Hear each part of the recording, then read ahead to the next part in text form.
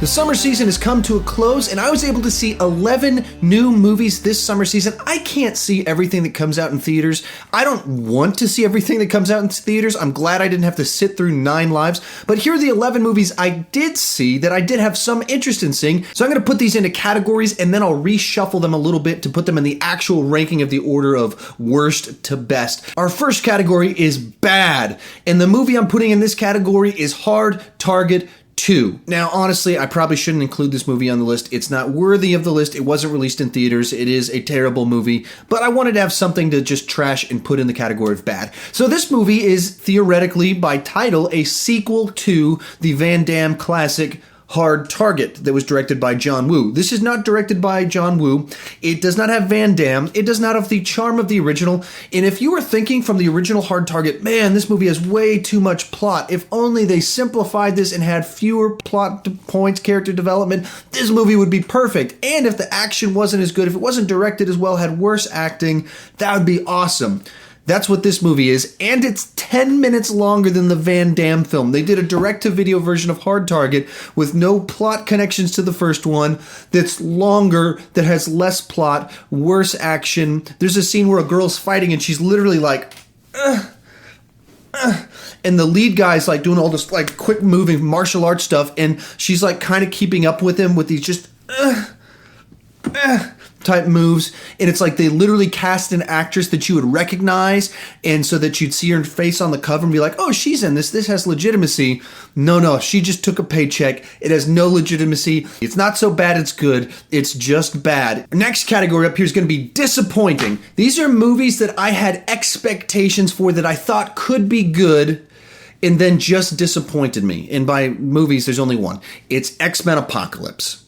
Now, the trailers didn't necessarily entice me too much, but this is a series that's had a lot of good movies. There's been some great stuff in the series, some great actors cast in it, and then it's this movie that's just forgettable. So I guess I saw it a couple months ago, and I kind of remember that it was violent. I remember the last act of it being a very strange way to do a climax with the way direction they went with it.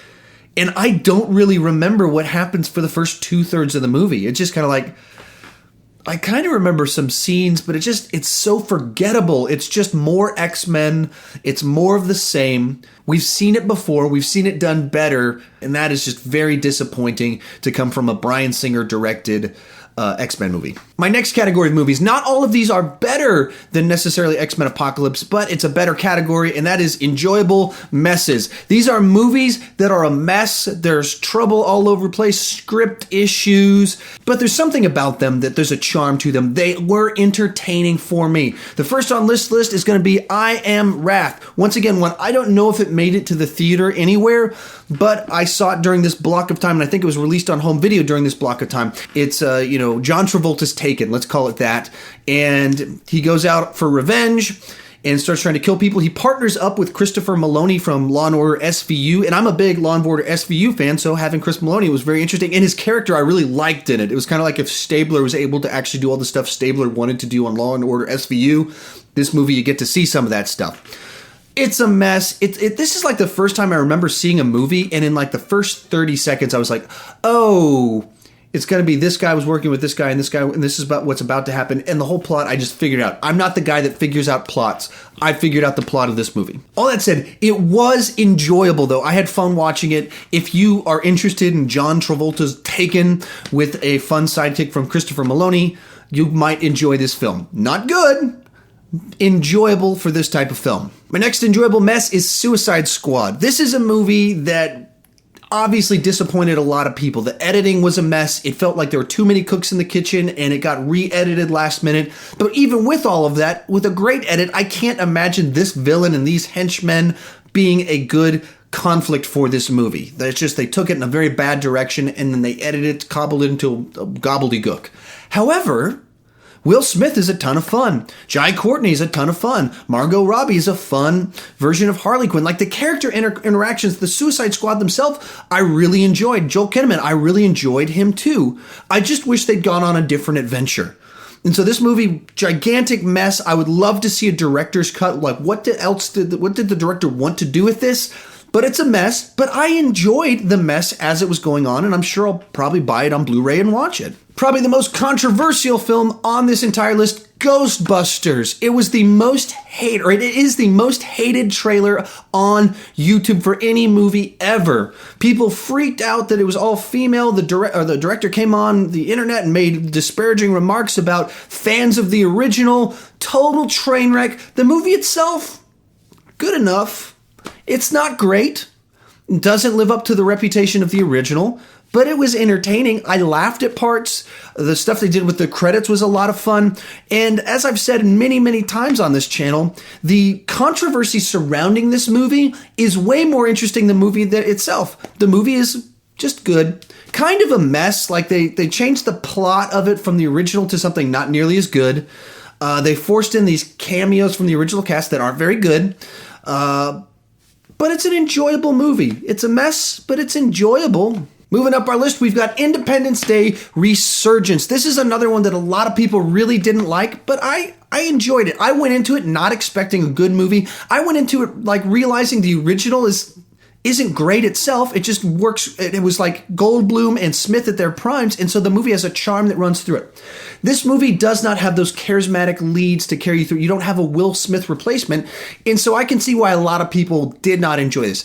I enjoyed the destruction of the world again. I like the direction they went with the plot, and I think a lot of the plot points in this, if they'd cut half of them and developed any of the ones they had, it would have been a better movie. And so it felt like, what if there's like this thing in Africa where there's tribes people battling them? What if there's a gigantic ship the size of the ocean? What if there's a queen alien thing? What if there's a land battle? What if, and then put all of those in there instead of doing any one or two of those really well. So like the first one had two things it did: blew up buildings and sky dogfights. This movie blows up buildings, sky dogfights, and all that stuff I just mentioned before. And so it's a mess. There's too much going on, but I enjoyed the ride. I left it thinking, man, I hope they make that other one where like this movie ends with a setup for the sequel. I hope I get to see that sequel. I don't know that I will, though. Final enjoyable mess is going to be Teenage Mutant Ninja Turtles 2 Out of the Shadows. So this is one that I wasn't necessarily looking forward to. I didn't like the original one of this particular series. I didn't hate it. I didn't love it. It was just like, okay, you made that. Cool. I've rewatched it, maybe liked it a little bit more because I wasn't expecting something better. This one, I went into it with low expectations, and so I came out surprised by what I got. It was an enjoyable film, and that's what I could say. I enjoyed what they put out there. I don't understand why they did what they did with Casey Jones. I don't know why they underutilized Stephen Amell. There are a bunch of things I could critique about it, but if I'm thinking, hey, do I want to watch that again? Yeah, I'd like to watch that again sometime with my wife. She didn't get to go see it with me. I'd watch it again. And so then it's an enjoyable film that pretty forgettable. I don't really remember a lot of what happened. I just remember having a good time and thinking I'd watch that again. I'd try and get my wife to watch that with me. Moving into our next category, solid entertainment. These are movies that were just solid entertainment for what they were trying to be, and I had no gigantic problems with them. The first one is going to be The Legend of Tarzan. So this is a movie that I didn't know why they were making it. I didn't care about any of the trailers. I had no expectations. A buddy of mine invited me to go see it, so I went to go see it, and I went, I like that. I hope I can get my wife to see that with me. It was a fun adventure. Samuel L. Jackson plays a different type of character for him, and I really enjoyed that character. And so this was a movie I just left and went, that was just solid entertainment. And I could critique some things. I could have some flaws with it, but at the end of the day, it was just solid entertainment. It delivered the movie. It delivered a better movie than I thought the trailers promised. And so for that reason, I really enjoyed it. Next on our list is Star Trek Beyond. I'm a huge Star Trek fan, as you can tell from the videos I put up on my channel. And so this movie, I wasn't overwhelmed by the trailers. They didn't impress me. So I was kind of not looking forward to this movie nearly as much as I felt as I should be for a Star Trek film. Movie came out, I saw it, and it was a fun ride. And I feel kind of bad rating it this low and only saying it's solid entertainment, but I feel like that's what they were aiming for. They wanted to have a fun adventure with the crew going on a mission and having something that was like a big budget version of one of the original episodes of the TV show. And that's what this is. It's a big budget episode.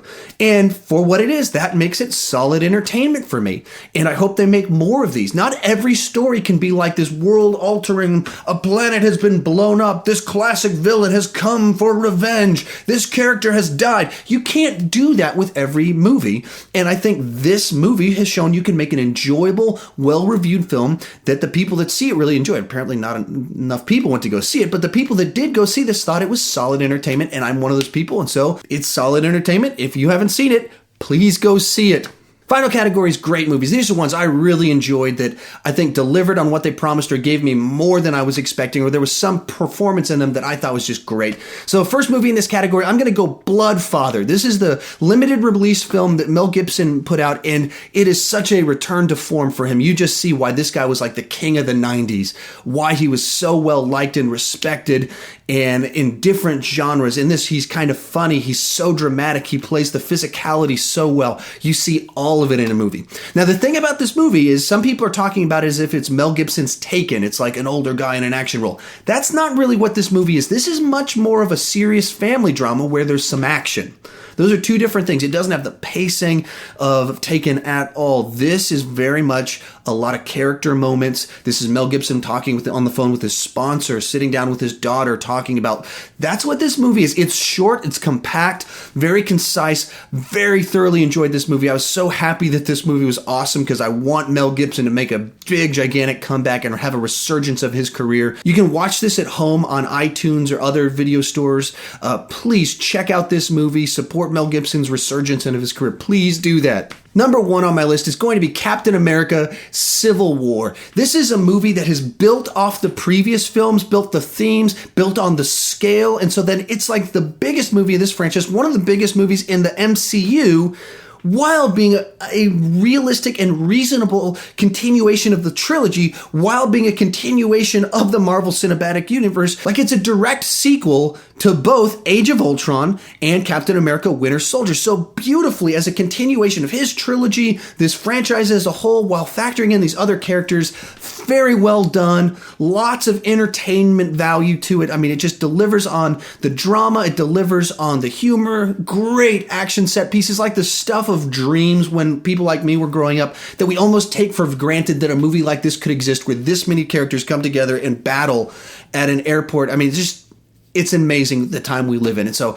this is the only movie this summer that I saw more than once in the theater, and I don't do that because I can't make it out to the movies much, so I really enjoyed it. I'm sure you did too. With all that said, I'm going to rank these worst to best, put them in order, not just in categories. In last place is going to be, once again, Hard Target 2. It is bad. It is not good. Coming in at number 10 is I Am Wrath. There's a reason this went straight to video. It's not good. It was a beautiful mess for me, however. Number 9, X-Men Apocalypse. It's just another forgettable X-Men movie, unfortunately. Number 8 on the list, Ninja Turtles 2. Pretty forgettable, pretty enjoyable, better than I was expecting, but not good enough to really get too excited about it. Number 7, Independence Day Resurgence. I found it enjoyable. I totally get why other people didn't. There were too many plot lines that didn't work together, and this movie's got a big, gigantic hole right in the middle of its heart that is the shape of Will Smith. He is desperately missing, and I wonder how much better this movie would have been with the script that they wrote that included Will Smith. Number 6, Ghostbusters. I struggled as to where to put this one on the list. It ended up at 6. Maybe tomorrow I'd put it at number 9. I laughed at it. I thought it was a fun time. It's not great. It's just good enough.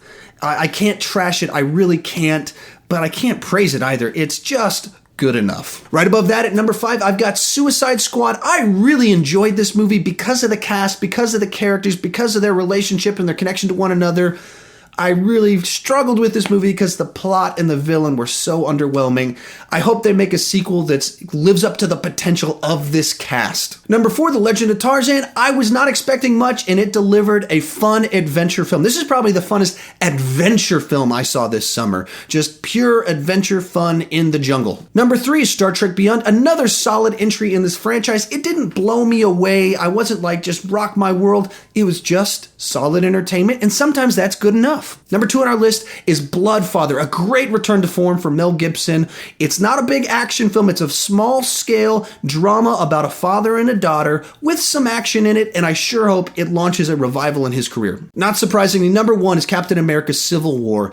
It's an MCU film. It's one of the best MCU films. It delivers on the promise of bringing all these characters together in drama, in battle, in tension, in conflict, all of that stuff, in ways that you understand where everybody's coming from, why they're doing what they're doing, why they're not doing certain things. There's legitimate tension, conflict that leads to this situation, and it delivers on the promise. So that's my list of worst to best movies I saw this summer. What was your favorite movie this summer, and what was your least favorite movie this summer? Like, which one of them did you absolutely love that surprised you, and which one of them totally disappointed you? Comment in the comment section. Let me know what you think. I'd love to talk with you about it. Also, coming up on Monday, I'm going to put up a video talking about 15 movies from my life that are always going to be with me. Not necessarily my favorite, not necessarily the best, but ones that have something about them that just shape who I am and the way I relate to movies. If you like this video, please consider clicking that like button. I like to talk movies, and I want to talk movies with you, so please join the discussion in the comment section. Thank you for watching.